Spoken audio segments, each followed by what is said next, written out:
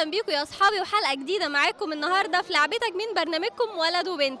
في لعبتك النهارده هنشوف رياضه كلنا بنحبها، هي رياضه السباحه. خليكم معانا.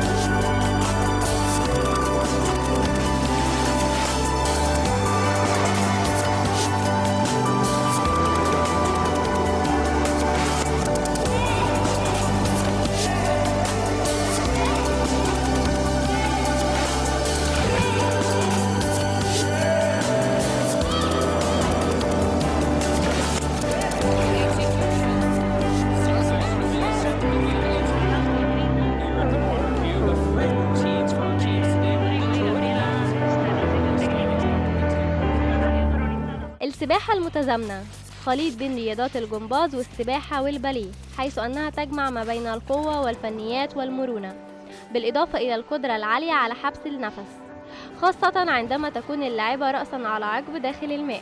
اللعبة التي تم إدراجها أولمبيا على مستوى السيدات فقط، تلعب منافساتها بشكل فردي وزوجي ورباعي وثماني، وتكون في حوض مستطيل يبلغ طوله 20 متر وعرضه 12 متر، وعمق المياه 3 أمتار على الأقل، وتكون مياهه شفافة لإظهار قاع الحوض.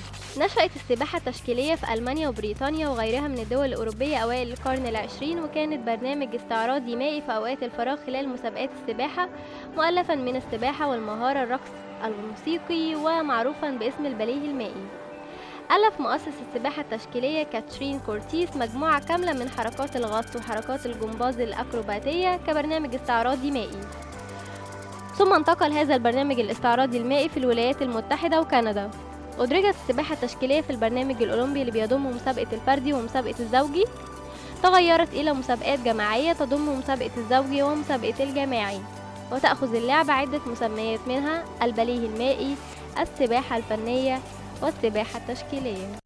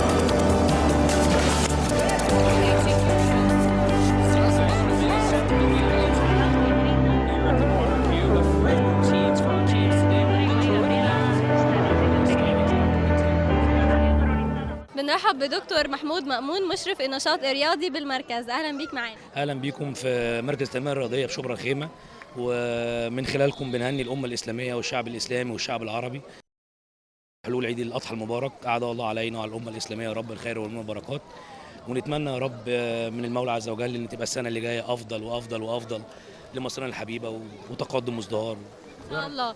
كلمنا عن دورك كمشرف للنشاط الرياضي، كل الرياضات اللي موجوده هنا في المركز. لا، احنا عندنا العاب متعدده داخل المركز، عندنا ملعب متعدد، في هاندبول، في باسكت، في فولي، عندنا سباحه، وعندنا ملعب سكواش، وعندنا صاله منازلات على مستوى عالي قوي، فيها تايكوندو وفيها كاراتيه وفيها كونغ فو، وان شاء الله فطور ان احنا باذن الله ممكن نعمل جمباز في وقت قريب.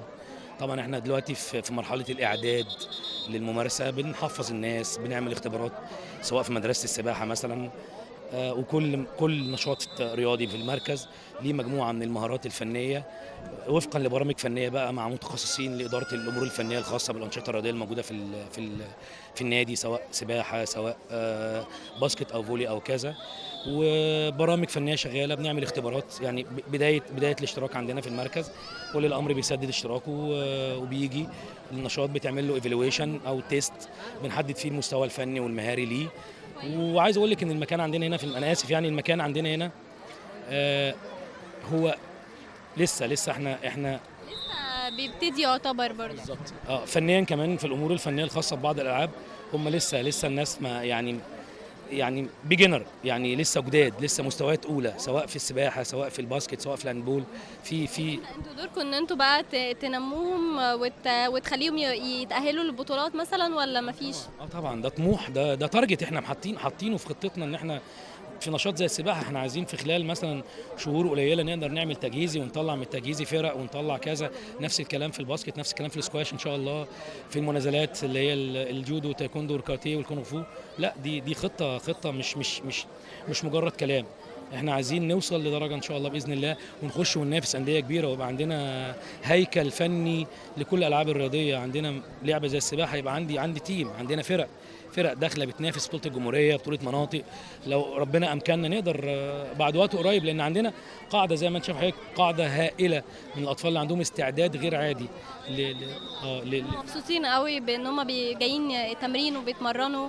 وهو دي الميزه في المنطقه اللي احنا فيها، هي منطقه شويه وفروا كل حاجه لكل الرياضات. طبعا. يعني لو في حاجه ناقصه بيرجعوا ليك فيها مثلا؟ بنرجع للكابتن خالد عبد الستار، ده مدير عام المركز. ده الراجل بصراحه ما بيتوقفش لحظه ان هو يوصل لدرجه ان احنا ما فيش اي عقبات بتقف في طريقنا عشان نوصل لدرجه عاليه من النجاحات ان شاء الله. ودي حاجه طيبه جدا بجد والله، لاني وفي وقت قياسي. احنا برضو بتتكلمي احنا فاتحين بقالنا تقريبا 20 يوم، مش بقالنا وقت طويل. فلما ربنا يكرم كده، لما تجونا السنه الجايه ممكن تيجي تلاقي عندنا تجهيز وتلاقي عندنا فرق وتلاقي عندنا منافسات ويلا تعالوا بقى عشان واحنا بنعلق ميداليات تبقى الدنيا ماشيه بالشكل ده يعني.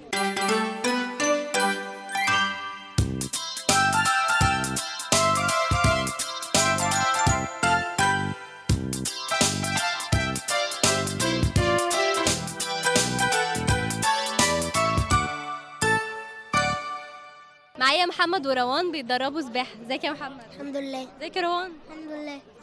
هبتدي الاول بمحمد. عندك كام سنه؟ عندي 9. ابتديت تتدرب سباحه من امتى؟ من يوم الاربع اللي قبل اللي فات. يعني بقالك كام يوم بس، ما بقالكش بقالي 3 ايام. انت اللي اخترت انك تتمرن سباحه؟ طب ليه؟ ايه اللي عجبك فيها؟ انت بتحب الميه اصلا؟ ما بتخافش منها؟ طب انت المرتين الثلاثه اللي انت نزلت فيهم دول، حاسس ان انت بتعرف تعوم؟ حاسس ان في يعني ان في نتيجه؟ يعني مش قوي، لسه شويه صح؟ طب انت عايز تكمل فيها وتوصل تدخل بطولات ومسابقات ويبقى ليك منافسين وكده؟ ان شاء الله. طب قول لي، اول تمرين نزلت فيه الميه مع الكابتن كان بيقول لك ايه الكابتن؟ كان بيقول لي يعني ما تخافش وما تنزلش تحت، يعني تتعدل، ما تختص ما طيب في يونيفورم معين، لبس معين يعني الكابتن قال لك لازم تلبسه؟ لا عادي، هو المايو بس، مفيش حاجه ثانيه صح؟ بس مش ممكن مثلا تلبس نظاره ولا مش محتاج؟ لا، ممكن وممكن لا. طب انت عايز تكمل في السباحه يا محمد؟ اوكي. روان عندك كام سنه؟ 8. ابتديتي تتمرني سباحه من امتى؟ من اسبوع. بقالك اسبوع؟ بقالي 3 اسابيع. 3 اسابيع. طيب انت اخترتي تلعبي سباحه ولا في حد شجعك؟ لا، انا اخترت. طب ليه بقى يا روان؟ الميه حلوه. ميه حلوه خصوصا في الحر ده صح؟ طيب اول مره نزلت فيها الميه ما كنتيش خايفه؟ حصل لك اي موقف او حصل لاي واحده صاحبتك بتتمرن سباحه موقف في الميه مثلا؟ لا، مفيش اي حاجه. طيب الكابتن قالك على ايه اول ما نزلتي تتمرني معاه في الكام مره اللي فاتوا؟ قال لي ما تخافيش، انت شجاع.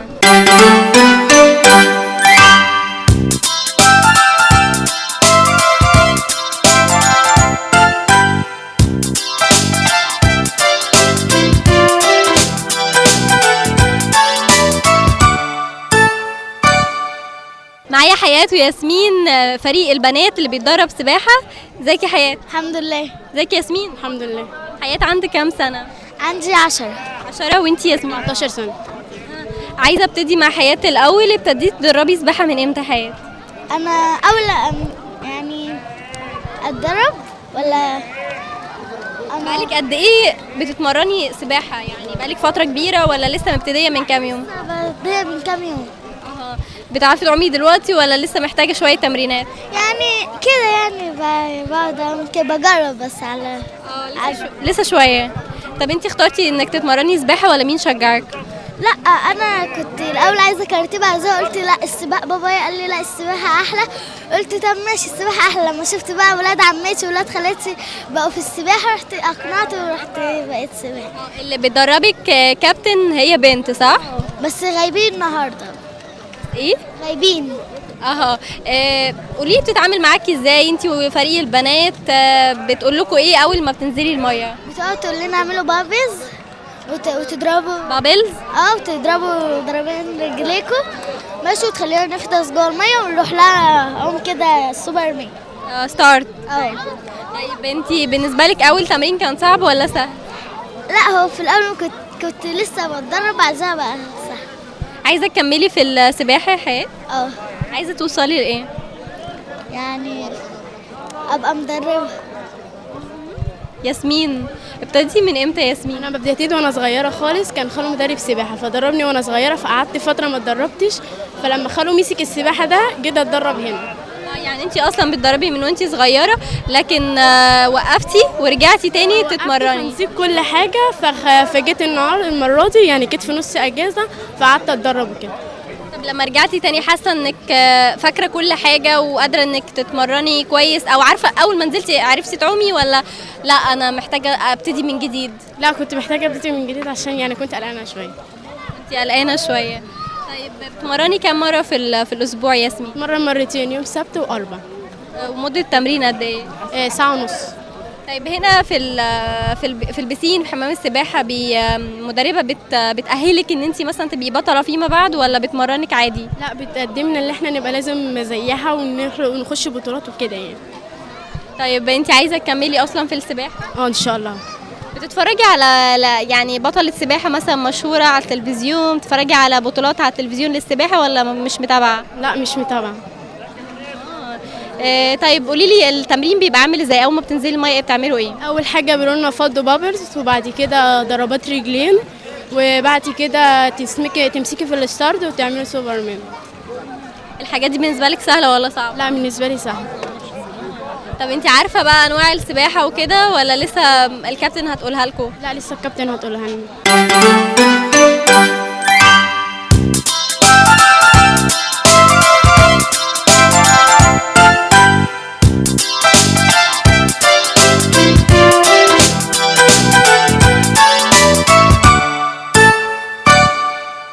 خلصت حلقتنا النهارده معاكم يا اصحابي، استنونا في حلقه جديده ورياضه جديده في لعبتك.